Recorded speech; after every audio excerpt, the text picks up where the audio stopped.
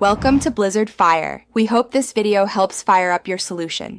You start by confirming who controls the device. Do not attempt bypassing security. Once you identify the owner, ask them to approve extra screen time or to unlock the phone for you. If the device is in a family sharing group, note the organizer's Apple ID. That's the quickest route.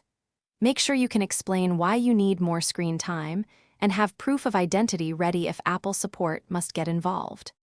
Once done, trigger and ask for more time, prompt from the locked device when downtime prevents an app.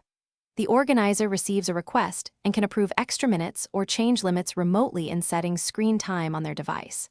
If you aren't in family sharing, ask the owner to add you or to change limits directly. They can also remove downtime for specific apps. Make sure the organizer knows which apps and durations you need, so approval is quick and precise.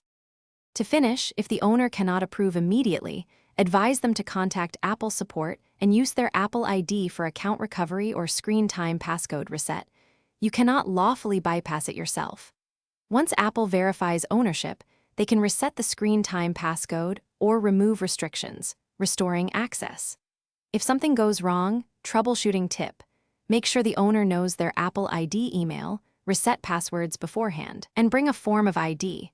That avoids delays and keeps the process legitimate. Thanks for watching. If you found this helpful, don't forget to like and subscribe.